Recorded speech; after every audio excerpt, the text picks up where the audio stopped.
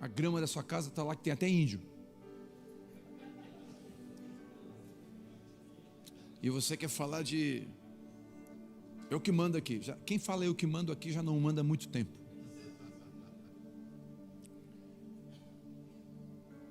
Pastor, me dá um conselho espiritual, corta a grama.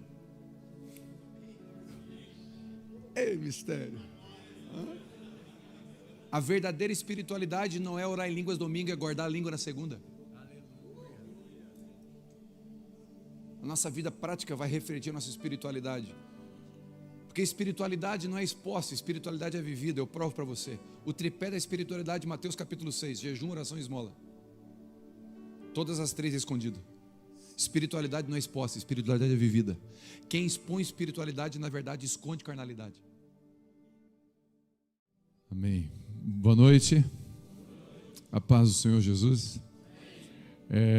Obrigado, pastor Éder, pelo convite, pela honra de poder servir os irmãos dessa casa, os homens aqui. Me sinto muito mesmo, não é exagero, muito honrado de ministrar nessa casa. Tenho um carinho antigo e especial pelo Luiz Hermínio e pela Iraci. São mentores, pastores, conselheiros e amigos há mais de 17 anos. Então eu me sinto realmente presenteado em casa de poder servir essa casa chamada Mevan, onde pastor Luiz Hermínio e Iraci tem um coração. Obrigado, né? Quando eu falo que o Luiz Hermínio acreditou em mim quando eu não acreditava em mim. E de vez em quando a gente vive algumas coisas legais lá em Criciúma. Eu faço questão de filmar, bater foto, e eu mando no celular dele e falo: você tem culpa disso, você tem participação do que está acontecendo. Nós estamos vivendo algo que eu nunca sonhei, né? Estamos vivendo sonhos que eu nunca sonhei, na verdade. Passou dos meus limites de sonho. A gente teve um batismo esse ano com 1.150 pessoas no último. Então é algo que eu não consigo nem produzir. Eu não sei produzir isso, eu não teria como. E eu sempre filmo isso e falo: Luiz Hermínio, obrigado, né? Então eu vou honrá-lo onde eu passar, e não posso deixar de honrar aqui na casa onde ele é pai. Então obrigado. Eu sei que não está aqui. Se ele estivesse aqui seria ruim, porque é ruim pregar com o pai vendo, né? Aí o cara se sente um leão na cova do Daniel, né? Inverte. Então obrigado, tá? Obrigado, pastor Moracava. Tenho respeito, um carinho. Pastor Azaf, uma hombridade, uma nobreza enorme, um coração que sabe caminhar no corpo de Cristo como poucos. Obrigado também por nos abençoar. Bom, eu quero tentar compartilhar um pouquinho. Não quero ser longo, mas quero ser fiel àquilo que Deus colocou no meu coração. Eu tenho ministrado e pastoreado junto com a minha esposa por muito tempo. A minha esposa Viviane Martinello foi esposa do Telmo. Agora eu tenho sido o marido da Vivi.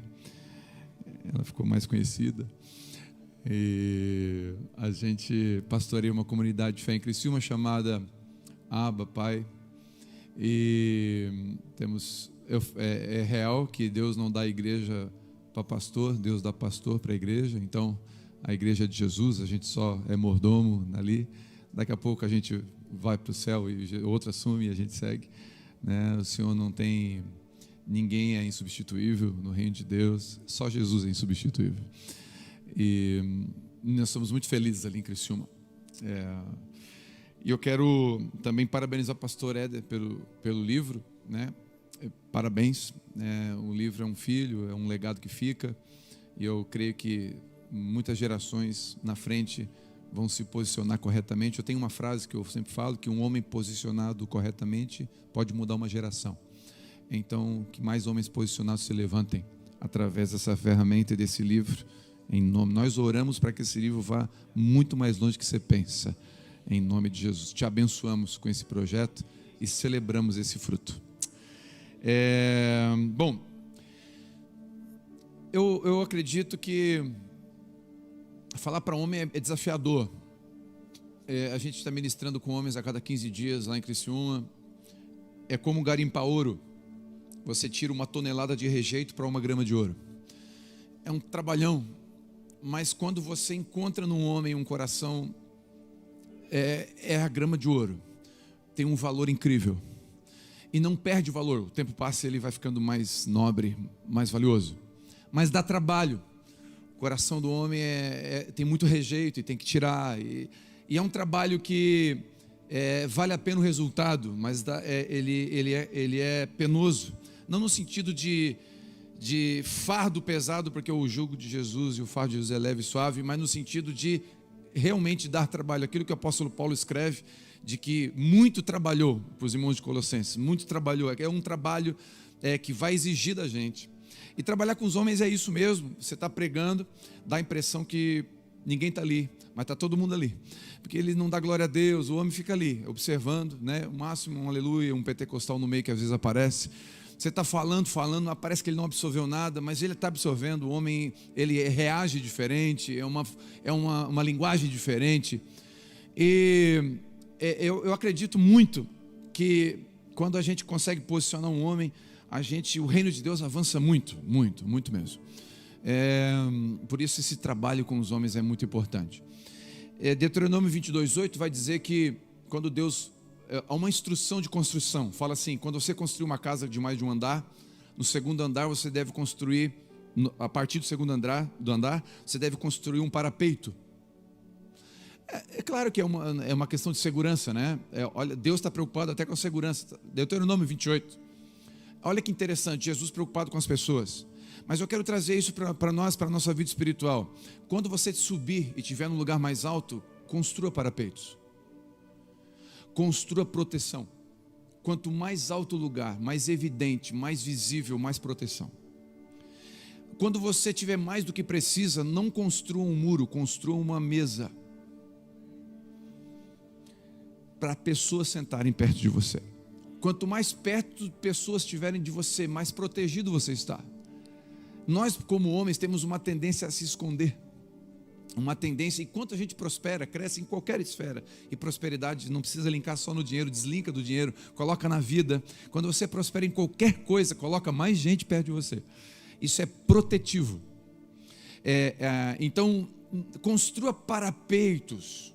Davi não construiu um parapeito quando ele foi no terraço do seu palácio e viu Betseba. Se ele tivesse amigos, se tivesse ouvindo pessoas, ele não iria para aquele terraço às 3 da tarde. Porque era um tempo de ir para a guerra e ele foi para o lugar errado, na hora errada. Se ele estivesse ouvindo pessoas, se tivesse gente perto dele. Então, o que é um conselho? Não anda sozinho, não. Sozinho você é presa fácil. Sozinho você tem uma tendência de morrer. Eu sei que eu estou falando para homens, e o homem gosta de andar sozinho. Eu peguei o carro agora, vim de Criciúma para cá, e eu falei com os irmãos da igreja: alguém quer ir no presbitério? Ninguém podia por causa do horário do trabalho. Eu falei: que bom, eu vou sozinho. E coisa boa, vim sozinho, falando com ninguém. Eu e Jesus, porque é pela fé que eu ando. Então, tu não fala com ninguém, ninguém é ali. Você está falando com Jesus, você vem sozinho. Você bota um podcast, ou bota uma missão, ou não bota nada. Às vezes você desliga o som mesmo e vem sozinho. Coisa boa, o homem gosta de ficar na caixa do nada, isso é coisa nossa. Mas não ande sozinho. Tem os tempos a sós com Deus, mas não ande sozinho. Bota parapeito, porque o seu lugar, ele é um lugar que precisa disso. A Bíblia fala que Paulo estava pregando e ele estava com pressa, que no outro dia ele ia viajar. Ele ficou pregando até meia-noite. Era o terceiro andar, estava bem iluminado, e tinha um cara, Eutico é o nome do menino. Ele estava sentado numa janela. Só entre nós, janela não é lugar de sentar, janela é lugar de observar, de entrar ventilação e luz. Ele estava sentado no lugar errado, não era para ficar na janela. A Bíblia não diz que estava cheio o lugar. Só que ele estava sentado na janela, e na janela ele adormeceu e caiu. Se você ficar na janela, no lugar de distração, você pode adormecer e cair. Sai da janela. Sai da janela. E aquele Instagram de musas do Campeonato Brasileiro é uma janela. O aplicativo de aposta esportiva é janela. É lugar de distração. Videogame. Depois eu entro nisso. É distração. Sai da janela. Eu estou falando para homens aqui, amém? Tem ninguém com menos de 18 anos? Se tem, amém. É vacina. Então, É verdade, sai da janela. O diabo não brinca de diabo. E se ele puder matar você, ele vai matar você. Se ele puder destruir os seus filhos, ele vai destruir os seus filhos. Ele não vai negociar. Então não negocia com a sombra. Não negocia com o inimigo. Então não fica na janela, é perigoso, coloca parapeito. Se você estiver sendo tentado, quem confessa a tentação dificilmente vai confessar pecado. Chama alguém, confessa a tentação. Nós somos gente, todo mundo aqui é gente, todo mundo aqui é ser humano, todo mundo é tentado. Todo mundo aqui é tentado. Ninguém falou amém? Eu me senti um pecador agora, miserável. Todo mundo aqui é pecador, é tentado, amém ou não? Eu vou provar para você que você é pecador. Posso provar? Quem aqui já viu jovem empinando moto? Quem já viu? Quem torceu para cair? Levanta a mão. Levanta a mão, levanta a mão. Todo mundo. A gente é pecador, nós somos tentados. Uma vez, Dr. Russell Shedd, quem conhece de Bíblia sabe que tem uma Bíblia de estudo, chama Bíblia Shedd. Dr. Russell Shedd é um dos caras mais respeitados no século. Um dos teólogos mais sóbrios. Dr. Russell Shedd estava no aeroporto com seus 80 e alguma coisa, 88, 80 e alguma coisa de idade. Dr. Russell Shedd sentado lendo um livro. Do lado dele estava o assessor dele, o aprendiz dele, 30 e poucos anos. Aí uma mulher passou, aquela que se veste no ateliê do inferno, roupa a vácuo, toque, aquele salto. Os dois levantaram os olhos e viram a mulher, e os dois baixaram. Silêncio. Aí o jovem auxiliar do Dr. Russell Shedd falou: Dr. Russell Shedd, eu não vejo a hora de ficar mais velho para essas coisas não me provocar. E ele falou: eu também. Porque é a carne lutando até o final. Um dia seremos glorificados e estaremos para sempre com Ele. Mas até então, até isso acontecer, nós vamos guerrear. Tem que montar guarda. O apóstolo Paulo, escrevendo aos Colossenses, ele fala: vigia. Bota vigia, bota guarda. Coloca sentinela, coloca parapeito. Coloca amigo, chama gente do lado. Meu irmão, fica aqui comigo, dá na minha cara quando eu olhar para onde não devo. Seja meu amigo. Não pensa que você é super, você não é super. Eu não sou super. É a graça que nos sustenta todos os dias. Graça não é autorização para pecar. Graça é força de Deus para vencer o pecado. Então, não fica na janela distraído com o que está acontecendo lá fora, porque Paulo está pregando aqui dentro, tem coisas maravilhosas acontecendo no reino de Deus. Não fica distraído. Cuidado com distração teológica, não vale a pena. Quem pecou? Ele ou o pai dele? Distração teológica. Interessa quem pegou, foi para a glória de Deus. Eu vou fazer um milagre, esse menino está precisando de milagre, e vocês estão discutindo quem pecou, quem não pecou. É horrível, repito, é horrível ver as pessoas discutindo como fazer o pão enquanto tem gente passando fome, discutindo se Calvino ou Armínio está certo enquanto tem gente passando fome. Não, você já tem o necessário, o pão da vida já está com você. Jesus é o bastante. Não distrai. Sai da janela, coloca parapeito, porque eu não sei, mas eu acredito que eu não sou melhor que Davi, que é um homem segundo o coração de Deus. E se Davi distraiu no terraço, não pense que você é melhor que ele. Então guarde o seu coração. Guarde o seu coração, admita para o Senhor que você precisa botar parapeito, proteção. Tome cuidado com isso.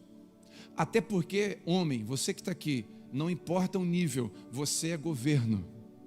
Deus deu para o homem governo. A igreja, Deus deu os homens para governo. A mulher tem as suas funções e posições na igreja, no corpo de Cristo, nas vocações, chamados, mas governo é do homem. A palavra de governo é presbíteros, bispos, anciões, são os homens que governam. Isso não mostra ninguém melhor nem pior, é só funcionamento. Qual o mais importante, o pulmão ou o intestino? Os dois são importantes, mas cada um tem uma função. E governo é nosso. Os homens lideram por natureza. Ou você lidera ao modo de Deus ou ao modo do diabo, mas você vai liderar. Não importa, a gente vai liderar. Ou vamos liderar o número de pais que abandonam os filhos, ou vamos liderar os números de homens que vão assumir os filhos. Mas nós vamos liderar. É nosso lugar. Nós somos espelhos. Nós somos referências. Os nossos filhos vão olhar para nós. É o homem que determina a sexualidade do menino. É o homem que determina a sexualidade da menina. Então não interessa, ou você lidera ou não lidera, ou lidera pela ausência ou pela presença, mas você lidera. Porque o menino é determinado pela identidade que o pai dá, mas a menina também. Não é à toa que a sua filha se veste, bota um vestido de princesa, ela vai mostrar para você. Por que ela vai mostrar para você? Porque ela quer ouvir: minha princesa, que linda que você está. Mas não, você está aqui, ó, só um pouquinho, filho, eu tô apostando aqui, porque o jogo é daqui a pouco, só um pouquinho, filha, e a menina sai dali e vai ouvir alguém que vai dizer: por que você se veste como menina? Você sabia que você pode escolher? Faltou uma identidade, o diabo entrou no espaço. O diabo só ocupa espaço vazio. Lembra aquele demônio que saiu? A casa ficou, ele voltou com mais 7, só volta se ficar vazio. Senão ele não volta. Então eu preciso ocupar o meu lugar. E se eu ocupar o meu lugar, não tem demônio na face da terra que ocupa o lugar no coração dos meus filhos. E não é uma questão de eu acho, não acho. Você pode ser ateu aqui agora, você pode ser católico, não me interessa. Se você se posicionar como homem, ninguém ocupa esse espaço. Ponto final. É um posicionamento correto. Então, e essa autoridade, eu gosto de usar o princípio do salmista que diz: é bom e agradável que os irmãos andem em união, juntos, sim ou não? É como o óleo que sai, não, ele não sai da barba, ele sai da cabeça, e ele passa e toca nas vestes. Olha que coisa linda, olha que princípio que tem esse salmo. Aqui cabe, dá para usar comunidade, todo tipo de comunidade. Família é uma comunidade, sim ou não? Igreja é uma comunidade, sim ou não? Então vamos lá, vamos usar o princípio da comunidade família. Então você, como sacerdote, quem é o cabeça?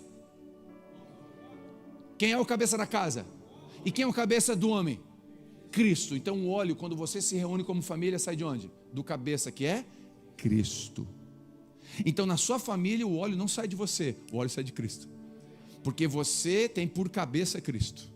Então sai dele que é o cabeça, mas você é o sacerdote da sua casa. E quem é que representa a barba nesse salmo?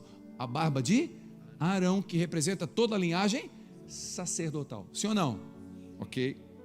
Então se o óleo sai do cabeça, que é Cristo, e passa na barba de Arão, quem é Arão na sua casa? Você. E o óleo vai passar na barba e vai tocar onde?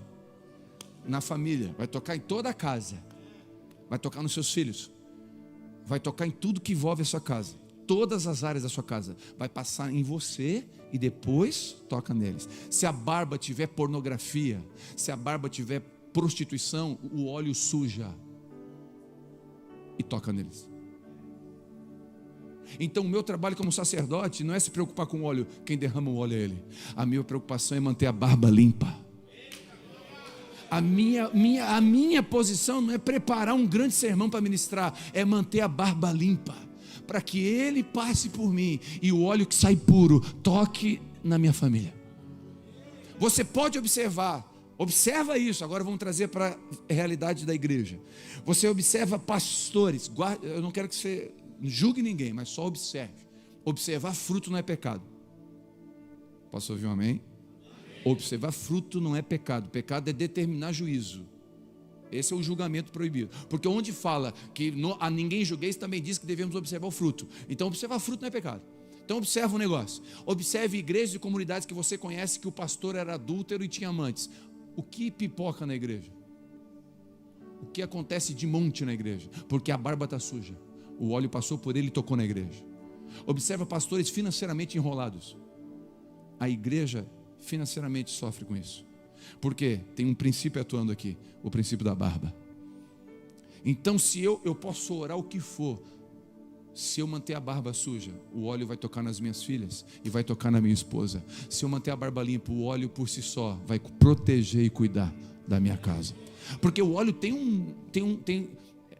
um princípio protetor. Olha que interessante isso. Eu trabalhei no exército 22 anos. Eu saí faz 3 anos.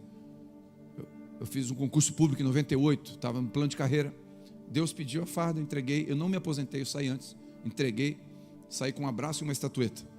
Não ganhei nada, mas entreguei porque o Senhor pediu. Está tudo em casa.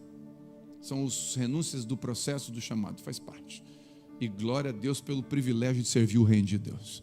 Ponto. Só que uma coisa eu aprendi no exército: nenhum armamento é guardado sem óleo. Quando você chega para o armeiro vai falar assim: está aqui o óleo, está aqui o pano. Antes de guardar o fuzil, antes de guardar a pistola, desmonta, lubrifica com óleo e guarda. Tudo que é guardado sem óleo e tudo que é guardado com óleo sujo estraga o funcionamento. Então Deus quer que a sua casa funcione, mas o óleo precisa estar limpo, e para isso a barba tem que estar limpa. Porque não adianta usar o armamento certo com óleo sujo. E tem gente usando a Bíblia com óleo sujo. Não funciona. Mas eu estou citando a Bíblia. O óleo está sujo.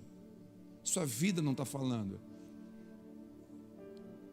Por isso que quando eu e você somos chamados para ser pastores, líderes, pais, sei lá, qualquer lugar de referência, influência paterna, de liderança, de sacerdócio, a nossa preocupação tem que ser essa. Por isso, olha que lindo, o que Paulo escreve aos Tessalonicenses: essa é a vontade de Deus para vós, a vossa santificação. Olha que coisa maravilhosa. Pastor, qual a vontade de Deus para mim? A vossa santificação. Porque Ele sabe que quanto mais santidade, mais em santificação andar, quanto mais santificação andar, mais limpo o óleo vai passar e mais as famílias serão abençoadas. E a gente quer curar a igreja. Não, guarda isso aqui. Em Abraão não foram benditas as igrejas, em Abraão foram benditas as famílias. Quando a Páscoa aconteceu, não foi morto um cordeiro por pessoa, nem por igreja, foi morto um cordeiro por família. Hebreus 11 vai dizer que Noé, divinamente inspirado por Deus, construiu uma arca para salvar família. Família é o embrião, família é o lugar que é protegido por Deus, é o lugar mais seguro da face da terra. Se eu perder a família, a sociedade é destruída. Família saudável, sociedade saudável. Família doente, sociedade doente. Família saudável, igreja saudável. Então a gente não tem que curar a igreja, nós temos que buscar em Deus para curar a família. Curando a família, a igreja é curada. Olha que interessante, o apóstolo Paulo fala assim a Timóteo. Ele fala assim: irmãos, eu quero que vocês tratem as irmãs da igreja como vocês tratam as vossas irmãs de sangue. Eu quero que vocês tratem as mulheres idosas da igreja como vocês tratam a mãe de vocês. Eu quero que vocês tratem os idosos como vocês tratam os pais de vocês. O que o apóstolo Paulo está dizendo? Eu estou partindo do princípio de que a casa de vocês está certa.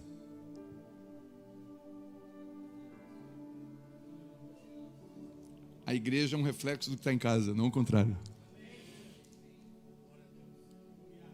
Então esse princípio é muito importante. Vale a pena proteger. Por quê? Porque você tem uma função. O óleo passa por você. Eu vi um testemunho extremamente triste. Um pai bateu na esposa, agrediu ela ao ponto de ela ficar desacordada. E ele, na fúria do momento, da embriaguez, ele olhou a esposa desacordada, ele pensou: matei a minha esposa. E o filhinho de 4 anos vendo tudo.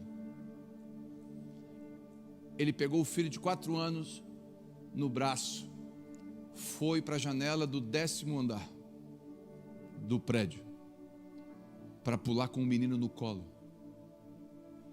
E o menino dizia: não pula, pai.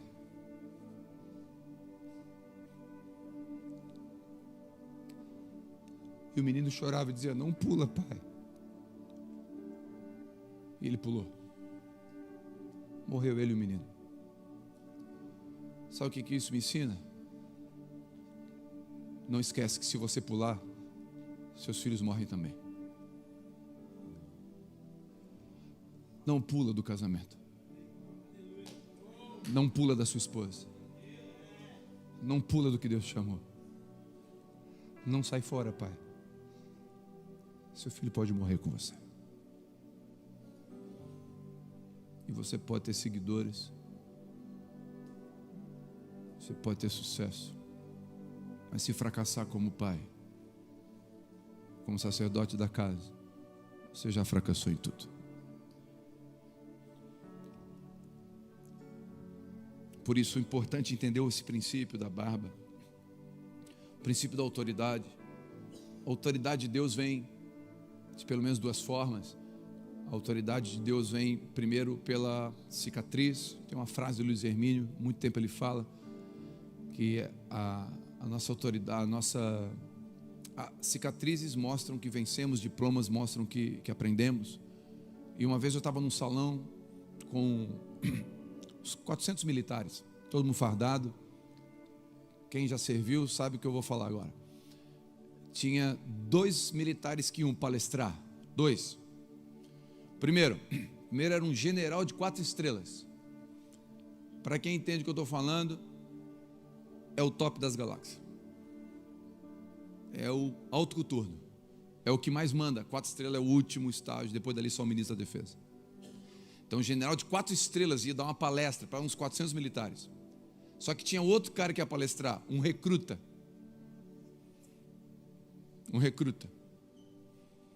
Aí subiu o primeiro general.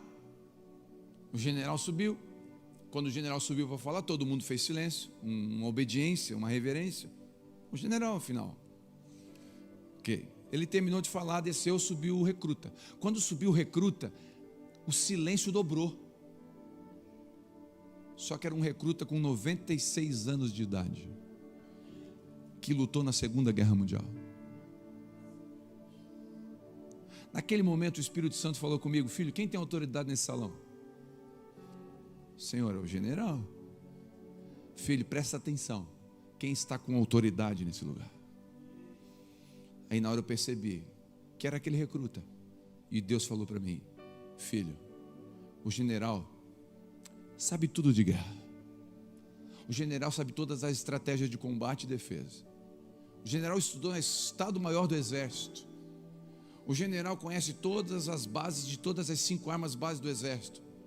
O general sabe tudo sobre armamentos, dos mais simples aos mais sofisticados. O general sabe tudo sobre Calvino. O general estudou sobre avivamento. O general está fazendo o curso de avivamento, de estudo bíblico. O general sabe tudo, mas nunca foi para a guerra. O recruta conhece bem o seu fuzil, mas tem marcas no seu corpo que mostram que ele venceu na guerra. A autoridade de um homem não vem do seu conhecimento, mas vem da sua posição dentro da guerra, de dizer: eu sou pai dessa casa e daqui ninguém me tira, e eu vou para as guerras que são necessárias. A verdadeira autoridade minha e sua vem da cicatriz do combate. E eu vou dizer uma coisa: ser pai, ser marido, ser sacerdote é combate, é enfrentar ideologia, ataques violentos no coração dos nossos filhos, das nossas esposas. É guerra, não é parque de diversão, não é selva. Já dizia no exército: é selva. Então essa autoridade vem da cicatriz, mas tem outra fonte de autoridade. Sabe quem ensina a outra fonte? O centurião. O centurião deu uma aula de autoridade para nós. Quem é um centurião? O centurião é um cara que cuidava de 100 soldados. Ele era responsável por 100 soldados. Olha que interessante. Ele fala: Jesus, vai na minha casa, mas tu não precisa necessariamente ir lá, basta uma palavra tua, dá uma ordem só para os teus anjos. Olha o que ele fala, presta atenção. Dá uma ordem só para os teus anjos, porque eu sou um homem sujeito à autoridade. E eu dou uma ordem para os soldados, ele me obedece. Então eu sei como funciona o princípio da autoridade. Mas olha que coisa linda. Ele não diz que tem autoridade. O centurião diz o seguinte: eu sou sujeito à autoridade. Por isso eu dou uma ordem e eles obedecem. Então a autoridade não vem da autoridade, vem da submissão. O que o centurião está ensinando? Eu sou sujeito a Roma. O fato de eu me submeter a Roma me dá autoridade aos soldados. Sabe o que ele está ensinando para mim e para você? Eu, Telmo, sou sujeito a Cristo, e a minha submissão a Cristo me dá autoridade sobre a minha esposa e os meus filhos. O princípio da autoridade está na submissão. Quanto mais eu me ajoelho diante do meu Cristo, mais grande eu fico dentro de casa. Quanto mais eu deito e boto a minha cara no pó diante de Jesus, mais os demônios olham para minha casa e falam: ali eu não posso entrar, tem autoridade. Quanto mais eu me submeto. Então não existe autoridade sem submissão. Eu quero ler a Bíblia, porque é importante ler a Bíblia. Estamos num culto evangélico. Somos crentes. Vamos ler a Bíblia, 1 Reis, capítulo 21, e eu quero ser breve. Agora eu quero ser breve.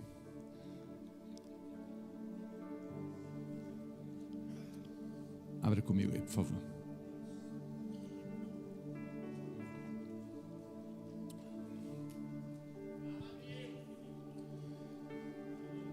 Primeira Reis, capítulo 21, versículo 1 diz assim: sucedeu que depois dessas coisas, tendo Nabote uma vinha em Jezreel, junto ao palácio de Acabe, rei da Samaria, falou este a Nabote, dizendo: dá-me da tua vinha, para que sirva de horta, porque está vizinha ao fundo da minha casa, e te darei por ela uma vinha melhor, ou se desejar, te darei o valor em dinheiro. Respondeu, porém, Nabote a Acabe: guarde-me, ó Senhor, de que eu dê a herança dos meus pais. Então Acabe veio para casa desgostoso, triste e indignado, por causa da palavra de Nabote que lhe falara, pois este lhe disse: não te darei a herança dos meus pais. Tendo-se deitado na cama, virou o rosto, não quis comer. Porém, vindo a ele Jezabel, sua mulher, lhe disse: que há de tão desgostoso no teu espírito que não quer comer pão? Ele disse: porque falei a Nabote. Ele lhe disse: dá-me da tua vinha por dinheiro, ou se te apraz darei uma vinha melhor. Porém ele me disse: não te darei da minha vinha. Então Jezabel, sua mulher, lhe disse: é assim que ages como o rei de Israel? Levanta-te, come, alegra-te teu coração, eu te darei da vinha de Nabote, o Jezreelita. Então escreveu cartas em nome de Acabe, as selou com o selo do rei e mandou as cartas aos anciãos e aos nobres que havia na sua cidade. Até aqui. Espírito Santo de Deus, eu quero fazer como aquele menino. Eu quero consagrar os meus 5 pães e 2 peixinhos nas tuas mãos. Eu, através da palavra e do microfone, levo a palavra até os ouvidos dos que estão aqui online, mas é o teu Espírito que faz essa palavra descer ao coração, em nome de Jesus, amém. Características de Acabe. Acabe, não precisa falar, se você tem um pouquinho de tempo de caminhada de fé, você vai saber que Acabe é um homem frouxo.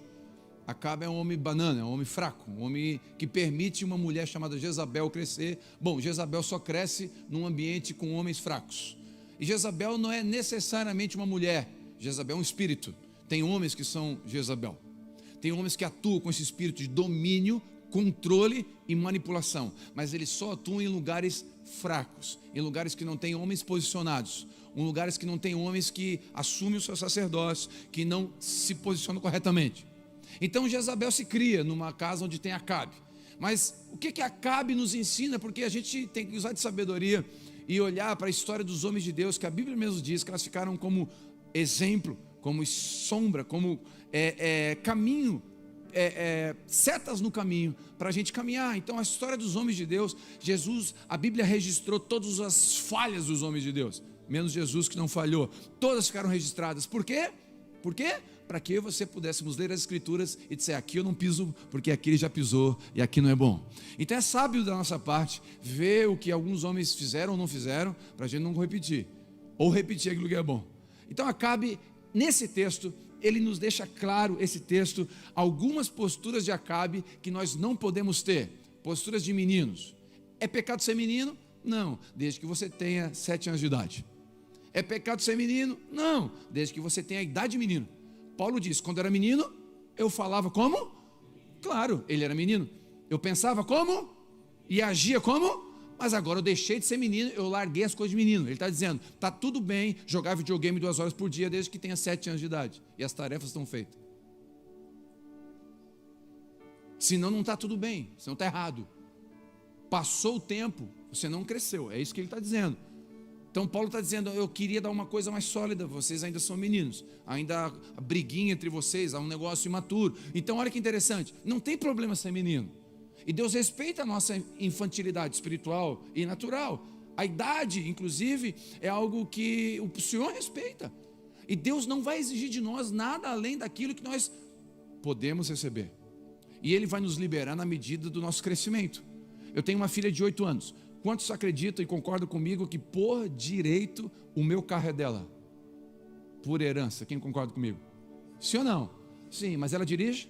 Porque ela não tem maturidade. Ou seja, a filiação me dá direito, mas a maturidade me dá acesso. O fato de ser filho me dá direito. Deus tem filho preferido? Mas tem filhos que preferem Ele. Tem filhos que preferem Ele. E quem prefere mais vai ter mais do pai. Não é uma questão do pai amar mais, é o filho que quer mais. O que Provérbios vai dizer?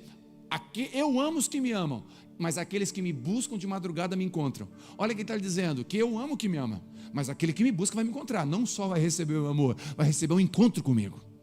Então é uma questão de buscar. Então um posicionamento correto, na maturidade que Deus nos deu. E eu oro para que o Espírito Santo encaixe isso na sua vida. Porque para aplicar isso no dia a dia, é só o Espírito Santo que faz. Porque nós temos aqui desde bebês na fé, ou talvez não convertidos, está tudo aqui entre nós, amaduros. É só o Espírito Santo que consegue pegar algo e encaixar para nós aqui. Eu sou pastor de igreja local. Eu não sou conferencista, eu não sou pregador itinerante, eu sou pastor de igreja local. Eu vou no hospital, eu faço visita, eu faço velório. De manhã cedo eu faço um casamento, à tarde eu faço um velório, à noite eu apresento uma criança. Eu sou pastor de igreja local, é o meu chamado. E o dia a dia da igreja local me faz ter compaixão e entendimento de que numa casa tem muitos filhos, tem bebês e tem adultos. E eu não posso chegar domingo e despejar uma teologia escatológica, uma teologia profunda, porque os bebês na fé não vão comer. Então eu tenho que colocar um buffet. E o buffet vai ter feijoada para o mais velho, mas vai ter sopa para o mais novo. O mais velho não pode dizer, essa comida é ruim para você, mas para o seu irmão que é mais novo é boa. Isso é maturidade. É entender que a igreja tem muitos filhos e irmãos em várias idades, amém ou não? Agora, se você já cresceu e isso vai encaixar para você, se você está crescendo, pega onde o Espírito Santo encaixar em você, em nome de Jesus. Essa é a minha oração. Primeira coisa, ele voltou para casa aborrecido. Ele voltou para onde? Para casa. Ele recebeu um não. Nabote falou, meu senhor, me poupe de dar a herança dos meus pais para você vender, eu não quero, é herança. O que Acabe fez? Virou e foi para casa. Ele pegou um problema, um não, ele pegou uma afronta, ele pegou algo que não deixou ele contente e levou para casa. Primeira coisa que eu aprendo com Acabe: nunca leve para casa problemas externos, conflitos e decepções pessoais. Seja um absorvedor de impactos. Um homem é um absorvedor de impactos. Jesus, quando estava na cruz, ele absorveu todo o impacto do pecado e destilou graça. Nós, homens, somos homens de Deus quando absorvemos os impactos de fora e destilamos graça na nossa casa. Não leva para sua casa o que você pegou fora, leva para sua casa graça. Faz do ambiente da sua casa o melhor ambiente do mundo. Você é responsável por isso. Ele pega um problema e leva para casa. briga com o chefe, pede perdão depois, no trânsito alguém te cortou, chama de mula, de Balaão. Tem ofensa crente, tem que ser ofensa gospel. Leproso que não agradeceu, ofende com coisa da Bíblia. Gadareno é um bom nome, a maioria não sabe que é endemoniado. Chega para o chefe, chefe, eu estou percebendo que está meio gadareno, ele vai dizer obrigado. Quem não lê a Bíblia, se ele lê, daí é problema. Fistileu, né? O senhor Filisteu, faz favor. O que foi? Agora não leve para casa. Escute, absorva os impactos. Uma vez, num quartel, tinha um capitão que queria me prender, estava me caçando. Ele queria me prender a todo peso. Eu não vou dizer que é perseguição religiosa, não vou dizer, ele só não gostou de mim, talvez ele é flamenguista, eu vascaíno, sei lá, qual é o problema. Cada um com seus problemas, né? Tem vascaíno, tem flamenguista aqui? Aleluia. Tem vascaíno aí? Sabia que o Vasco está na Bíblia? Lamentações.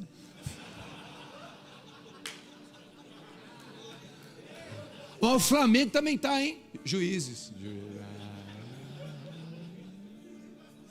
Sai dessa aí agora.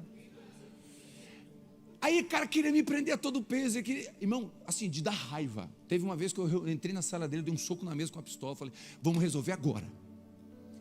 Eu arrisquei ser preso. Mas na hora. Mas ele não me prendeu, porque eu estava bravo mesmo. E eu saí dali, irmão, sabe aquela raiva que te faz chorar? Eu saí dali para o meu alojamento chorar de raiva. Eu cheguei em casa, amor, tu está com o rosto... Nada, amor, deu um desconforto lá, mas está tudo certo. Vamos sair, hoje é o nosso dia, marido e esposa, vamos embora. Porque eu não tenho que pegar o impacto da rua e trazer para minha esposa. Ela é mais frágil, eu tenho que protegê-la. Nós somos protetores da nossa casa. Nós somos protetores da nossa casa. Nós não somos perfeitos, nós vamos errar. Nós não somos os melhores, não tem gente melhor, a gente tem que crescer todos os dias. Mas nós somos os protetores da nossa casa. Então não leva para casa o que não é para levar. Diga amém. Segunda coisa que aconteceu, ele ficou aborrecidinho, magoado, indignado. Aqui nasceu o mimimi, foi aqui. Acabe é o pai do mimimi. Aqui, começou aqui, ó. Acabe ficou, sabe quem é Acabe? São homens maricas, homens frouxos. Ficam bravinhos e chateados pelos nãos da vida. Escute, em nome de Jesus, a vida vai te dar muitos nãos. Um homem de Deus olha para um não, a porta fechada, amém Jesus, se fechou essa porta, outra vai abrir, essa não abriu, outra vai abrir, fechou, outra vai abrir. Recebi, pastor, eu estou desempregado, recebi 17 não, a 18ª vai ser um sim.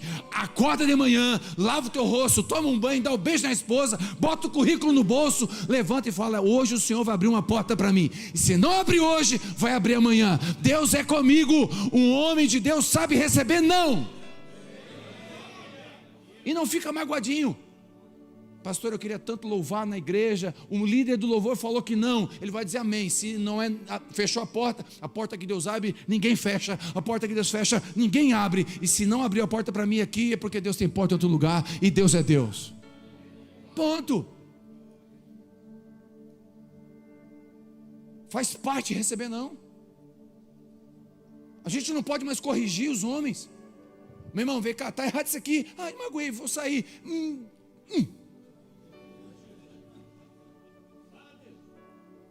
É verdade. Uma geração infantilizada. Ô meu irmão, não estou dizendo que tem que fazer isso com os filhos, mas com 10 anos de idade, meu pai deu de presente uma enxada. Presente de Natal. Uma enxada. E falou, filho, os vizinhos aqui tem pátio para capinar, faz teu dinheirinho, estou te dando um presente, isso aqui é uma ferramenta para ganhar dinheiro. Eu vendi picolé, meu pai, eu já tinha lá 14, 15 anos, fui vender picolé, é claro, a cada 4 que eu vendia, eu sabia que eu ganhava um, eu vendia 4 e chupava o outro, chegava com a barriga gelada, sem dinheiro, mas picolé a tarde inteira de graça, fazia o meu negócio, juntava um dinheirinho cortando grama, emprestava para meus irmãos. O que meu pai estava me ensinando? Hombridade. Posso ouvir um amém ou não? Então receber não faz parte da vida. Hoje não. Pasmem. A idade que tem o maior índice de suicídio no Brasil é 17 a 25 anos. Isso é sério. 17 a 25, ok? Motivo principal: decepção amorosa. A menina não quer nada comigo. Mas eu sou do tempo que a Bíblia manda amar o próximo, não quer próximo.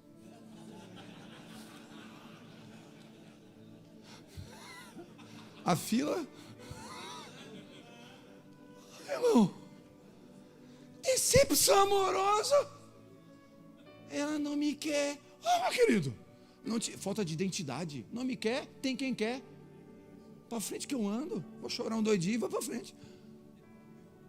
Amém ou não? Não é, gente, não faz parte. Acabe são homens que nunca receberam não de seus pais e cuidadores e acham que são reis nas suas vontades. Acabe são homens que só pensam em si, não andam em misericórdia. O terreno era da família do cara. O terreno era herança. Que falta de misericórdia. Tem reizinho na barriga, acha que tudo tem que ser ao redor dele. Era uma herança da família, faltou um mínimo. Não, cara, está tudo bem. Poxa, tudo bem. Não, se não foi do meu jeito. Não vai ser do teu jeito. Vai ser do jeito de Deus. Ele ainda é soberano sobre a mim e sobre a sua vida. Ele ainda é Senhor e é Ele que manda ainda. Ele ainda a continência é para Ele ainda. É Ele que determina tempos, é Ele que determina tudo. E nós temos que resgatar um princípio fundamental das Escrituras: a soberania de Deus.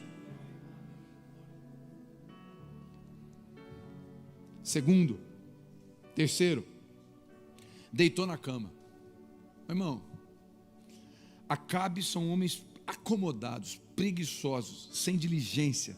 Deixa tudo para amanhã. A mulher que corta grama, a mulher que vai na escola resolver o problema, a mulher que faz compra, a mulher que pinta a casa, a mulher que contrata o pedreiro, é a mulher que faz tudo.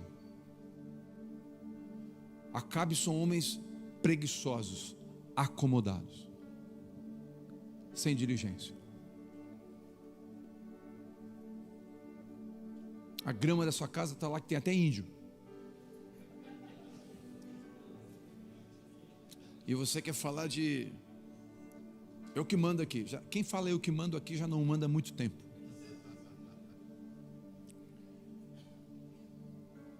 Pastor, me dá um conselho espiritual, corta a grama. Ei, mistério. A verdadeira espiritualidade não é orar em línguas domingo, é guardar a língua na segunda. A nossa vida prática vai refletir a nossa espiritualidade. Porque espiritualidade não é exposta, espiritualidade é vivida. Eu provo para você. O tripé da espiritualidade, Mateus capítulo 6, jejum, oração e esmola. Todas as três escondidas. Espiritualidade não é exposta, espiritualidade é vivida. Quem expõe espiritualidade, na verdade, esconde carnalidade.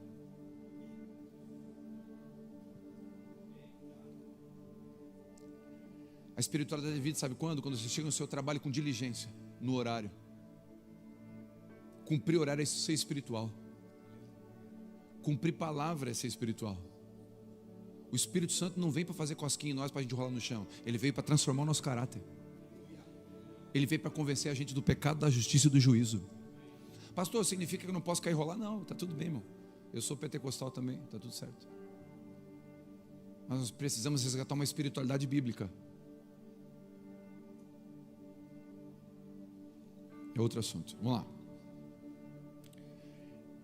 Quarto, ele virou o rosto para a parede. Então olha a cena, tenta imaginar comigo. Chegando em casa, abriu a porta,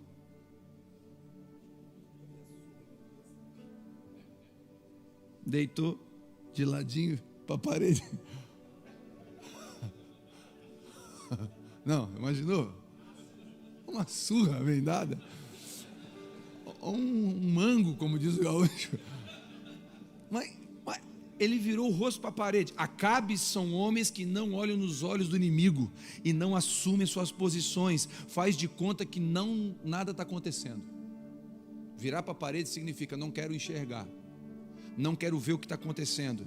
Seus filhos estão se perdendo, estão ouvindo e fazendo o que não devem, indo na casa de quem não deve, e você faz de conta que não é contigo. Seu filho menino está com trejeitos de menina, a sua filha menina se veste como menino, e você faz de conta que nada está acontecendo. Está acontecendo alguma coisa. Não vira para a parede. Olha para os olhos do seu filho e fala: eu te amo, meu filho. Vem cá que eu vou resgatar. Vem cá que eu vou trazer uma identidade. Vem cá que eu vou pedir perdão se for preciso. Mas nós vamos resolver juntos isso aqui, meu filho. Sua esposa está depressiva. Ela está com depressão. E você acha que está tudo bem. Não, é frescura, é coisa do diabo. Não. Talvez é uma mulher maltratada, desrespeitada. Um homem alpinista subiu no alto de uma montanha fria com neve, e no meio do rapel ele parou numa árvore, numa rocha, e pegou um pedaço de musgo verde, uma casca junto com o musgo, e botou na sua mochila e continuou descendo. Chegou na sua casa, desfez a mochila lá no seu jardim e pegou aquele musgo, botou em cima de uma mesa do jardim e esqueceu aquele musgo. 2 semanas depois ele foi no jardim e aquele musgo, aquela casca, não era mais um musgo, era flores, orquídeas que ele nunca tinha visto, coisa mais linda. Pergunto: é o mesmo musgo, sim ou não? Sim ou não? O que mudou? O ambiente. Que ambiente que você está permitindo na sua casa, para que ela seja um musgo ou flores? O que você está extraindo da sua esposa? Nós temos um poder que Deus deu para nós, de fazer as nossas esposas morrer ou florescer. É nosso. Pastor, prova bíblica para isso. Assim como Cristo é com a igreja, assim é o marido com a esposa. E Jesus disse: eu vou edificar a igreja, e as portas do inferno não vão prevalecer contra ela. É o nosso papel. Pastor, a gente pode errar nisso? Pode. Precisamos da misericórdia, mas é o nosso papel. É o nosso papel. A minha esposa Viviane, ela cantava em casa, e eu sempre ouvia ela, sempre tive uma palavra muito boa.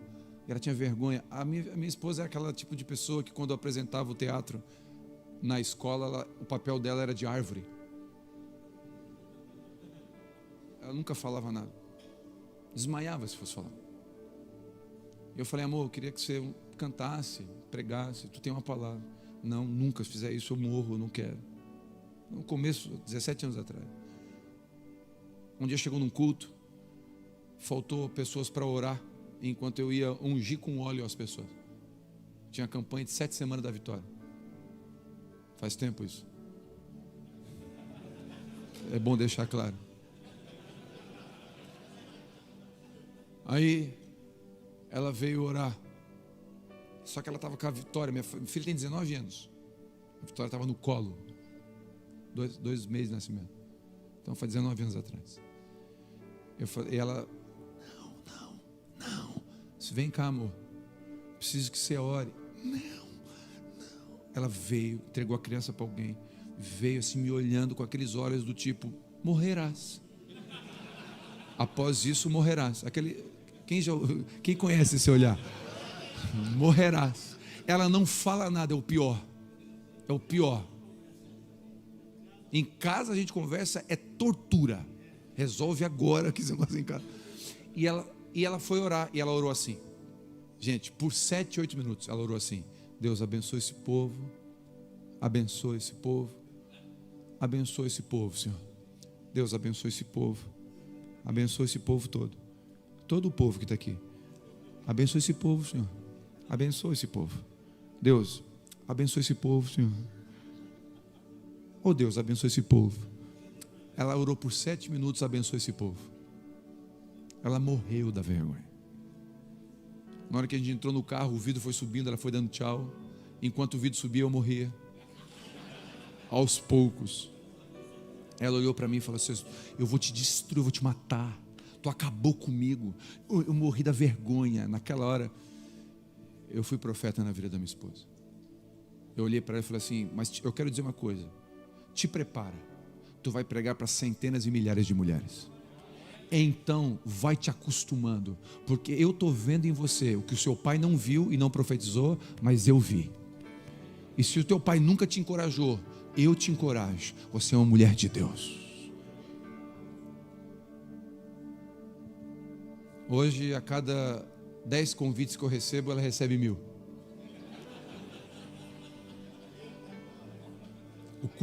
O culto de homens lá dá 700, 800, máximo 1000 homens. O dela dá 2.500 e vem ônibus. O meu vem Kombi. Ela sai para pregar, tem convite do mundo inteiro. Quando ela volta, divide os despojos. Fui eu que te abençoei. E alguém pergunta: pastor, você tem problema de ficar atrás dela? Eu não estou atrás dela, nunca estive atrás dela. Eu estou embaixo dela. Eu só apoio para ela. Assim como Cristo na cruz foi o apoio para mim e para você estar aqui. Eu quero que ela cresça. Eu quero que ela floresça. Enquanto eu quero apresentar ela um dia a Cristo melhor do que eu peguei. Assim como um dia a noiva vai ser apresentada sem mancha, linda, eu quero apresentar a minha esposa assim. Você e eu não podemos fazer como Acabe, virar para a parede e não perceber. São homens que ficam hipnotizados na frente da TV, do videogame, do celular, enquanto o diabo enreda seus filhos e esposa. Enquanto no trabalho concorrentes estão ganhando território. É isso que você entendeu, Ricardão, é isso mesmo. Tem gente enviada pelo diabo para destruir seu casamento. Você não elogia sua esposa, você não abençoa sua esposa, o diabo sujo. Não, o diabo tem nome e CPF. E ele está lá dando em cima da sua esposa. Está amarrado, pastor. Não adianta amarrar e dormir com a camisa do vereador. Não adianta amarrar e não ser um marido presente. Não adianta amarrar e não orar a Deus e pedir sabedoria. Não adianta amarrar. A gente amarra muito. A gente é muito evangélico e pouco cristão. Não é postura correta. É perguntar para ela: amor, onde eu estou errando com você? Me ajuda a crescer. É corrigir, inclusive, quando for necessário, ser firme. Dizer: aqui está errado, amor. Uma vez um irmão ligou para mim. Escute isso. O irmão ligou para mim. Era perto das 10 da noite. Ele ligou assim: pastor, estou com um problema aqui em casa. Eu já sabia mais ou menos o problema. Ele tinha botado a internet de escada. Quem lembra? Internet de escada. Tinha botado a internet fazia um mês. E fazia um mês que a esposa dele estava na internet até as 7 da manhã. Ele ia dormir, ele acordava para trabalhar, ela estava na internet. E os dois trocaram a noite pelo dia. Ela ficava em casa, ela não trabalhava fora. E ele estava com aquela loucura. E ele falou: pastor, não sei o que eu faço. Ele me ligou 10 da noite. Pastor, não sei o que eu faço, essa mulher não. Eu falei: chama ela, conversa. Falou: eu estou um mês conversando, pastor. Nada muda, nada resolve. Eu falei: tens alicate em casa? Ele falou: alicate, pastor? É alicate. Tem alicate? Tenho. Pega o alicate e corta o cabo da internet. Cortar o cabo? Isso, corta. Aí ela não vai entrar na internet. Tá. Desligou. 40 minutos, uma hora depois me liga: pastor, o que foi? Cortei o cabo. E agora? Ela está endemoniada. Não, pastor, ela está aqui, pegou cadeira para jogar em mim. Pastor, ela está endemoniada, ela está enlouquecida, falou que vai embora, falou que eu vou me mandar embora. Eu falei: seguinte, fica firme, não responde às agressões dela. Fica firme, porque ela está agindo como uma moleque, tá? Só fica na tua, faz silêncio. Se ela te mandar embora, tu não vai. Se ela quiser ir, abre a porta. Pronto. Vai passar essa crise dela aí. Deu 2 da manhã, ele me liga: pastor. Falei: que foi? Ela está aqui ainda perturbando. Fez as malas. De quem? Tu ou dela? Dela. E ela falou que vai embora. Abre a porta. Mas não volta atrás. 8:30 da manhã ele me liga: Pastor, eu falei, que foi, santo? Comprei um cabo novo. Estou aqui na loja de informática. Não aguentei, pastor. Ela perturbou a noite inteira, eu comprei um cabo novo. E não aguentei. Não deu. Tá bom. Passou uma semana, o pior está por vir. Passou uma semana, eu encontrei a santa. Falei, oi, irmã, paz. Ela, paz, pastor. Pastor, o senhor acredita que semana passada o meu marido cortou o cabo da internet? Falei, acredito. Fui eu que falei. Como assim, pastor? Eu falei, corta o cabo. Você está agindo como uma menina. Você casou. Você entrou na jurisdição do casamento. Não age como solteira. Você tem que entender o princípio da submissão. Você é uma mimada. Você está errada, filha. Ela baixou a cabeça e falou, pastor, posso te confessar uma coisa? Eu falei, depende, pode. O senhor acredita que quando ele cortou o cabo, em 10 anos de casado, foi a primeira vez que eu senti orgulho do meu marido?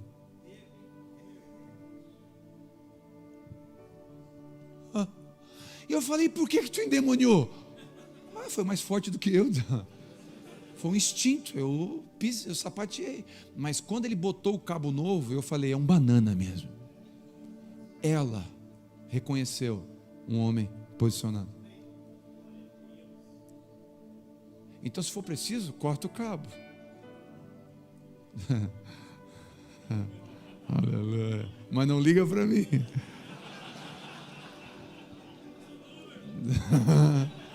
Dá o teu jeito. Quantos entenderam o princípio? Cortar o cabo é se posicionar corretamente, não precisa ser grosso, mal educado, nada disso, é só ser firme naquilo que deve ser posicionado. Não, amor. Não porque eu sou um homem de Deus e o Espírito Santo fala para mim que não. Não porque eu sou sujeito ao Cristo e eu estou jejuando.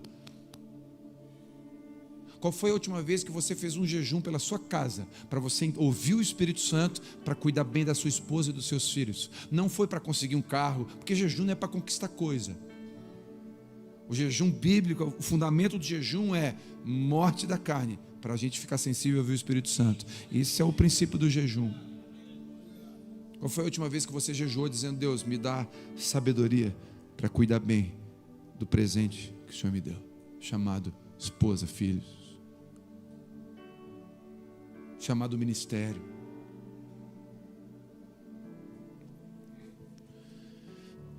Virou para a parede.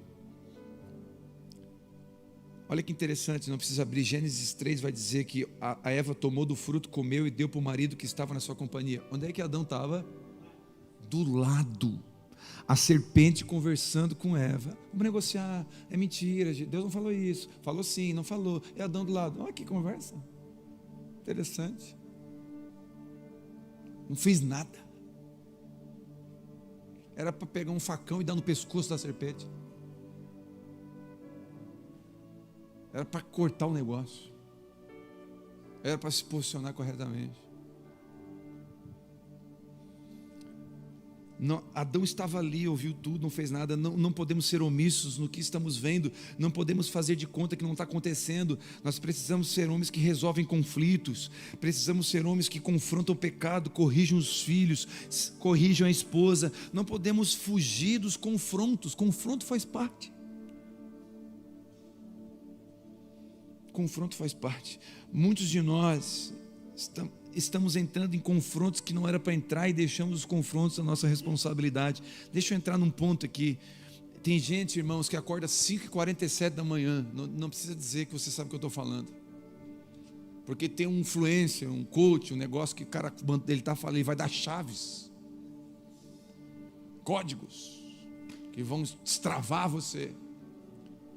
Pastor, você está falando mal do coach. Mas eu não estou falando mal, o coach é uma profissão, mas escuta, você acorda 5h40, não sei porque é 5h47, para que isso também, 6h07 da manhã, 6h02 da manhã, você acorda para ouvir esse cara, para aprender a ter sucesso, para ganhar dinheiro. Uau, que legal, mas nunca acordou 10 minutos antes, para falar com o Espírito Santo, como conduzir a sua casa.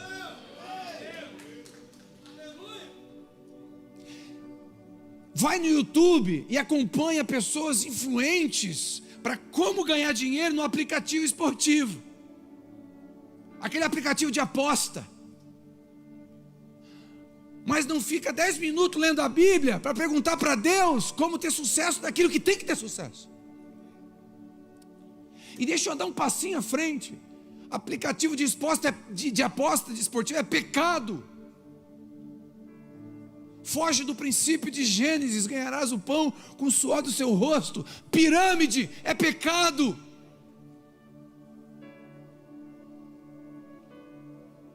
Diga aleluia. Sabe quem é que dá 12, 15, 18% de juros por mês? Satanás. É ele que dá 12. Sabe o que Deus dá? Força, diligência, saúde e sabedoria para trabalhar. Isso é o que Deus dá para mim e para você. Teve o sheik dos bitcoins, foi preso, Curitiba.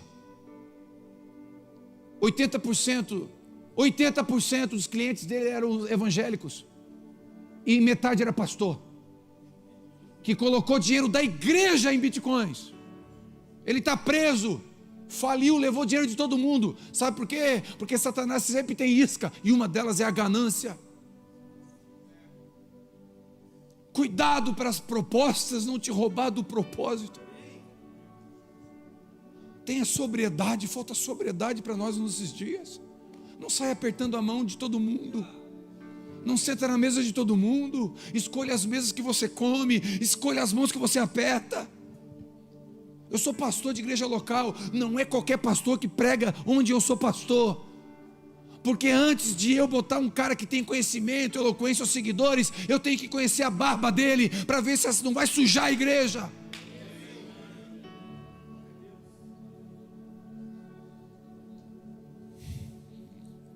Em nome de Jesus, eu oro para que você prospere financeiramente. Tenha sabedoria, diligência, criatividade. Deus vai te dar criatividade para você entrar em lugares que ninguém entrou, ver o que nunca viu. Deus vai te dar graça, vai cair do céu. Deus faz do jeito, mas não entra naquilo que Deus não quer que você entre. Nós precisamos de homens sóbrios, diga glória a Deus.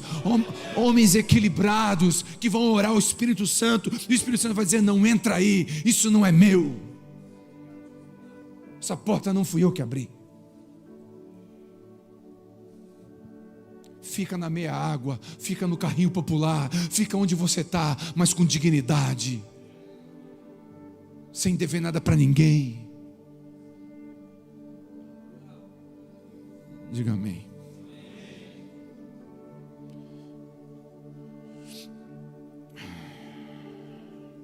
Não quis comer. Ele não quis comer, ele virou para o ladinho, não quis comer. Acabes não comem, homens de Deus jejuam. Acabe fez birra. Não faça birra, jejue, para buscar a vontade de Deus. Deixa eu acelerar aqui um pouquinho. Aí agora eu sou obrigado, por favor, me ajude aqui, a aprender com Jezabel. A Jezabel vai dar uma aula para nós agora aqui. Preparado para a Geza? A Geza vai ensinar a gente agora. Olha o que a Geza pergunta para o Acabe: é assim que age o rei de Israel? Quem perguntou foi Jezabel, irmão. E essa pergunta vai ecoar para mim e para você aqui agora: é assim que age um homem de Deus? Um homem estava com um amante, testemunho real. Um homem estava com um amante indo para um motel. Presta atenção nisso. Crente, evangélico.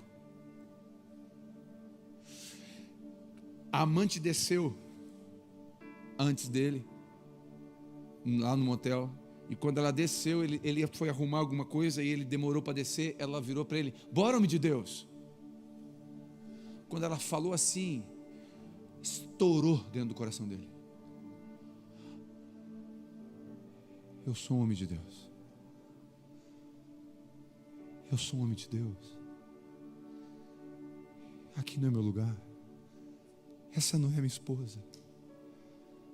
Ele falou: volta. Foi, volta. Foi, volta, entra aqui. Fecha a porta. Ligou o carro, deu a ré. Quem foi? Eu vou te levar para casa. Eu vou voltar para minha casa. Eu vou pedir perdão para minha esposa. Eu sou um homem de Deus. É assim que ages como rei de Israel. Deixa eu te lembrar uma coisa. Você é filho de Deus. Você é um príncipe de Deus. Você é o homem de Deus. Deus te escolheu antes de você chegar no ventre da sua mãe. Efésios vai dizer isso. Você é precioso demais. Você é valioso demais. O preço foi altíssimo na cruz. Sei que foi pago um alto preço. E você foi a razão do alto preço. Você é um homem de Deus. Não é assim que um homem de Deus age. Não é. Eu vim aqui essa noite para te lembrar que você é rei de Israel. Eu vim aqui te lembrar que você é um homem de Deus. Eu vim aqui te lembrar que aquela pornografia não é mais forte do que o Espírito Santo que habita em você. Eu vim aqui te lembrar que a santidade é possível. Eu vim aqui te lembrar que você pode ser um melhor marido a partir de agora. E eu vim aqui te lembrar que você pode ser uma referência para os seus filhos. Eu teria mais coisa para falar, mas eu quero encerrar com um testemunho. Há uns 4 meses atrás, um irmão da igreja, líder de grupo de convívio, pastor, anos de cristão, menino sóbrio, um menino nobre, um menino maravilhoso, me liga: pastor, onde é que você está? Estou aqui em casa. O senhor não está aqui na igreja? Eu falei: não, eu estou aqui na frente no portão, o senhor poderia me salvar? Há 2 semanas atrás, ele decidiu abandonar a esposa por uma mulher da academia. Um homem, não estou falando de homem vagabundo, por favor, eu estou falando de um homem de Deus, tá? Não estou falando de... Escuta o que eu estou falando. Ele, 2 semanas atrás, ele simplesmente não me atendeu mais, não atendeu mais ninguém, decidiu divorciar, alugou um apartamento em 1 semana. Avisou a esposa por telefone, eu estava do lado, ela estava na igreja quando ela recebeu a notícia. Horrível. Os irmãos ficaram: o que aconteceu com ele? O que aconteceu com ele? Aquele cara ele é tão de Deus, a gente ama aquele cara, o que houve? E todo mundo sem saber. Eu falei: irmão, o que houve? Cara, eu conheço você, você tem 2 filhos, um casado, um mais novo de 11 anos. O que houve? Não me respondeu. Escute isso. 2 semanas depois ele está me ligando: pastor, eu estou aqui na frente da igreja, me salva. Falei: irmão, eu posso te ajudar? Posso? Não é ajuda, não é hora. Eu preciso que você venha aqui, senão eu não aguento. Eu entendi que o negócio era mais sério. Peguei o meu carro e saí. Quando eu entrei na caminhoneta dele, ele estava com uma pistola na mão carregada. Ele estava esticado com o braço para baixo, com a pistola carregada e destravada. Uma 9mm. Na hora eu pensei: meu Deus, se ele atira aqui, morreu eu também. Porque um tiro pode recochar. É seríssimo o que está acontecendo aqui. Eu entrei e falei: Espírito Santo, não sabia o que está acontecendo. Eu sentei no caroneiro e ele, com uma afeição de morte, chorando, lágrima grossa caindo, ele dizia: pastor, eu acabei com a minha vida, eu acabei com o meu casamento, eu acabei com os meus filhos, eu acabei com tudo. Eu não tenho uma razão de estar vivo. Falei: calma, querido, tu não acabou ainda não. Você jogou fora, mas ainda está vivo. Calma. Solta a arma. Foi uns 3 minutos para ele soltar a arma. Quando ele frouxou a mão, eu peguei a arma dele, travei e botei no canto. Ele começou a chorar, batendo no volante. Foi difícil para acalmar ele. Ele acalmou e falou: pastor, o que eu faço? Me ajuda.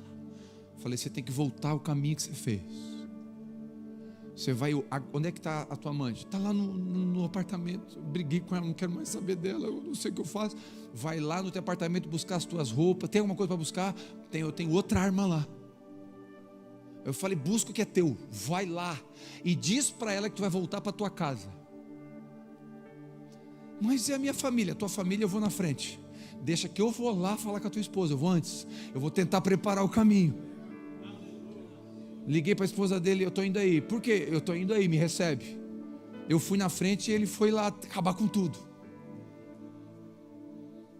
E eu cheguei lá, subi, já estava a esposa, já estava o filho mais velho, a nora, e já estava o filho mais novo esperando. Já imaginava o que era. Eu falei, olha, contei o que aconteceu na íntegra. E falei, ele está lá acabando com a amante, está lá mandando ela embora, desfazendo tudo e vindo para cá. O meu medo é que tem outra arma lá, e o meu medo é que eu não sei o que pode acontecer lá. Nós vamos orar aqui, e ele vai vir pedir perdão para vocês. Eu não perguntei qual seria a resposta deles. Deu 25, 30 minutos, toca o telefone. Quem atende é o irmão, o filho mais novo. Ah, tá, desligou, é o pai. Ele pediu para abrir a porta. Aí a mãe, pode abrir. Ele entra. Mortal, silêncio mortal. Ele entra, senta, chora. Ninguém fala nada. Aí eu falei, pode falar o que você tem que falar. Ele falou, eu não mereço o amor de vocês. Eu não mereço, eu quero pedir perdão. Eu destruí a minha casa, destruí você. Eu sou um cão. E começou a se humilhar diante deles. Aí, vou ser fiel, pai. Eu nunca traí a minha esposa. Tu era o meu herói e eu estou sem herói. O filho mais novo, aos prantos, falou, eu não tenho mais referência. Tu era a minha referência. Irmão, acabou. Eu nunca doeu tanto ouvir algo. Aí a esposa pegou a fala e falou assim, Jesus me perdoa todo dia. Eu não sou digna de não perdoar. E eu te perdoo. Se você quiser, volta para casa. A nora assumiu a fala. E a nora disse, eu admirava tanto o Senhor. Esse menino se ajoelhou na sala, os filhos vieram, a esposa veio, oraram com ele, 4 meses atrás. Orei com eles, saí. Próximo culto, era um culto de homens como esse. E eu fiz um apelo, aquele culto, o Espírito Santo, eu nem vi que ele estava no culto. Eu fiz um apelo. Você que saiu da sua posição, você que sabe que precisa voltar para o lugar que deixou. Você sabe o que você está vendo na internet, você sabe o que você fez. Deus está dando uma chance, tem graça disponível nessa noite. E quando eu falei tem graça disponível, ele levantou. Antes de eu chamar, e veio no corredor. Quando eu vi que era ele veio aqui na frente. Mais de 15 irmãos da igreja vieram junto. Abraçaram ele, fizeram um monte assim. Celebramos a volta do nosso irmão. No outro domingo foi a ceia. Na hora da ceia eu falei, eu vou ceiar primeiro, eu vou servir a ceia primeiro, para aqueles que reconhecem que precisam reconciliar com Deus. Ele foi o primeiro a levantar. Veio, pegou a ceia. E os irmãos e a família vieram com ele. A família dele está totalmente restaurada. Por que eu estou contando isso? Porque talvez muitos de nós fomos Acabes. As nossas esposas se tornaram musgos. E os nossos filhos perderam a referência. Mas o Espírito Santo está dizendo essa noite para mim e para você, ainda tem graça disponível. Ainda tem graça disponível. Eu ainda posso te reposicionar como sacerdote da tua casa. Eu ainda posso mudar a história. O seu filho é homem e eu coloco em você a capacidade de conduzir o seu filho. A sua filha é mulher, ela é mulher, e eu coloco em você a capacidade de você conduzir a sua filha. A sua esposa não é um musgo, ela é flor, e eu te coloco a capacidade necessária de levantar tua esposa. O Senhor está dizendo aqui essa noite, tem graça disponível. E esse chão está disponível. Tem que ser homem demais para levantar e vir aqui dizer, eu preciso salvar minha casa. preciso salvar o meu casamento. Eu preciso salvar os meus filhos. Eu preciso resgatar a minha hombridade. Eu preciso resgatar o meu caráter. Eu preciso deixar o vício. Eu preciso abandonar o pecado. Tem que ser muito homem. Tem que ser homem, muito homem, para dizer eu não presto.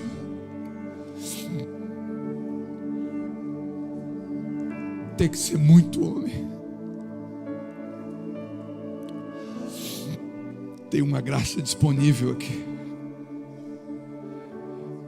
Tem uma graça disponível aqui. Não tem lugar mais perto. Não tem lugar mais perto do céu do que de joelhos, do que no chão. Deus é poderoso para arrancar essa cocaína do seu sangue. Você está escondendo esse vício de todo mundo, mas não de Jesus. Mas Jesus está dizendo: eu sei que você usou, eu sei, mas eu te amo igual, filho. Eu sou poderoso para arrancar isso aí de você.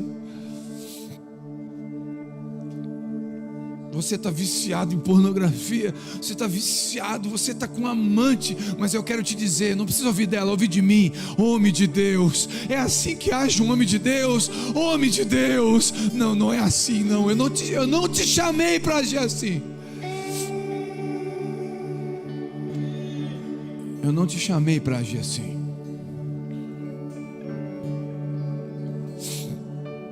Eu não te chamei para agir assim. Você vai ouvir da boca da sua filha de novo: pai, eu tenho orgulho de você. Eu quero casar com um homem igual a você, pai. Você vai ouvir do seu filho: pai, você me ensinou que Jesus é tudo e você é meu herói.